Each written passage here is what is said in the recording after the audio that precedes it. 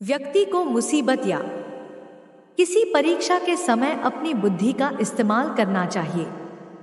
ऐसा करने से मुसीबत हल नहीं होगी, लेकिन उसे हल करने का तरीका जरूर मिल जाएगा।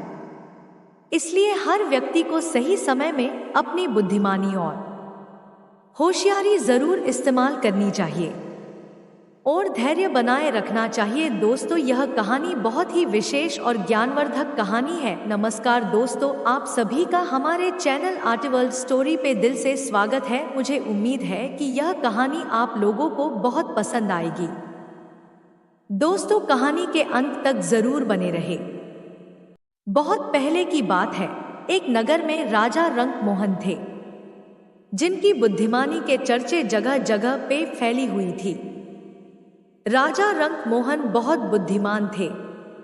राजा हर किसी को सोच समझकर ही कुछ भी जवाब देते थे और कभी भी आरोपी की बातों को सुने बिना कोई फैसला नहीं सुनाते थे।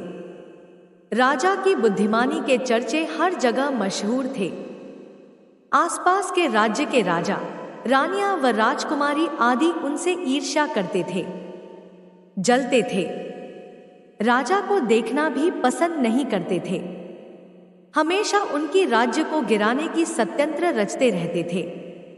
इसी जलन की वजह से कई राज्य के राजा, रानियों और राजकुमारियों ने राजा की बुद्धिमानी की परीक्षाएं लेने के लिए अलग अलग तरकीब निकालते थे, लेकिन हर बार राजा दूसरे शासकों द्वारा ली गई परीक्षा में सफल होते थे और खुद को चतुर और बुद्धिमान साबित कर देते थे। एक दिन राजा की बुद्धिमत्ता परखने के लिए एक राजकुमारी आई। उसके हाथ में 2 फूलों की माला थी। उन दोनों मालाओं में एक असली थी और दूसरी नकली। उन दोनों माला को देखकर कोई नहीं बता सकता था कि असली कौन है और नकली कौन। राजकुमारी ने दोनों मालाओं को राजा के सामने रखा और कहा, हे राजा, अगर आप इतने बुद्धिमान हैं तो ये बताएं, इनमें से असली फूलों की माला कौन सी है। राज दरबार में बैठे सभी लोग हैरान हो गए, क्योंकि उन्हें भी असली और नकली फूलों की माला पहचान में नहीं आ रही थी। सभी ये सोचने लगे कि आखिर राजा कैसे असली माला पहचानेंगे। राजा को भी दोनों माला देखकर हैरानी हुई, लेकिन उसके दिमाग में एक तरकीब सूझी। उन्होंने तुरंत अपने सेवक से बोला, बगीचे की खिड़कियां खोल दो। सेवक ने जैसे ही खिड़कियां खोली तो बाहर फूलों पर बैठी मधुमक्खियां उड़कर अंदर आने लगी। राजा कुछ देर मधुमक्खियों को देखते रहे, फिर जैसे ही एक मधुमक्खी फूल की माला पर बैठी, वैसे ही राजा ने असली फूल की माला को पहचान लिया और बोला, अब मैं बता सकता हूँ कि असली माला कौन सी है। राजा ने उसी समय असली फूलों की माला की तरफ इशारा किया, जिस पर मक्खी बैठी थी। राजा की इस बुद्धिमत्ता को देखकर दरबार में मौजूद सभी लोग उनकी प्रशंसा करने लगे और कहने लगे कि हर राज्य में आप जैसा बुद्धिमान राजा जरूर होना चाहिए। राजकुमारी भी राजा की इस होशियारी को देखकर बहुत प्रसन्न हुई और राजा की तारीफ में दरबार में कुछ शब्द बोले और फिर अपने राज्य के लिए चल पड़ी। राजा रंक मोहन के भवन में बहुत सारे नगर के राजा आए हुए थे, जिसमें से राजा भानु को यह बर्दाश्त नहीं हुआ। उसे और ईर्ष्या और जलन का भाव उसके मन में उत्पन्न हो गया। उसने तुरंत ही मन में एक षड्यंत्र रचना शुरू कर दिया और भरी सभा में राजा रंक मोहन पे आरोप लगा दिया, बगल के गांव वालों के साथ राजा रंक मोहन ने अन्याय किया है।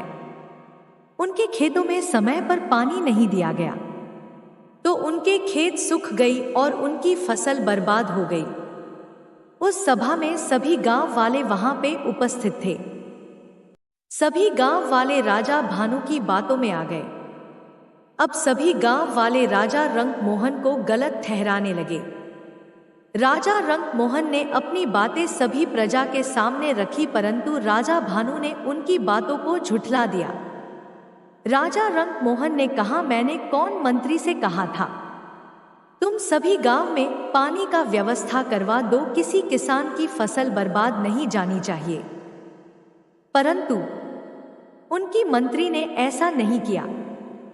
परंतु किसी ने भी राजा रंक मोहन की बातें नहीं सुनी और वहां से निकल गए। राजा रंक मोहन बहुत दुखी हुआ। वो सोचने लगे, मैंने अपनी सारी उम्र प्रजा के पीछे लगा दी, आज मेरे साथ इतना बड़ा षड्यंत्र रचा गया। राजा रंक मोहन उदास होकर बैठे हुए थे। तभी एक स्त्री उनके भवन से उनके सामने से गुजरी। राजा ने पूछा, देवी आप कौन हैं और इस समय कहाँ जा रही हैं? उसने उत्तर दिया, मैं लक्ष्मी हूँ और यहाँ से जा रही हूँ। राजा ने कहा, ठीक है, शौक से जाइए। कुछ देर बाद एक अन्य नारी उसी रास्ते से जाती दिखाई दी। राजा ने उससे भी पूछा, देवी आप कौन हैं? उसने उत्तर दिया, मैं कीर्ति हूं और यहां से जा रही हूं। राजा ने गहरी सांस छोड़ते हुए कहा, जैसी जैसी आपकी इच्छा। थोड़ी देर के बाद एक पुरुष भी उनके सामने से होकर जाने लगा। राजा ने उससे भी प्रश्न पूछा, आप कौन हैं? पुरुष ने उत्तर दिया, मैं सत्य हूं, मैं भी अब यहां से जा रहा हूं। राजा ने तुरंत ही उसके पैर पकड़ लिए और प्रार्थना करने लगा कि कृपया आप तो न जाएं। राजा रंक मोहन के बहुत विनती करने पर सत्य मान गया और न जाने का आश्वासन दिया।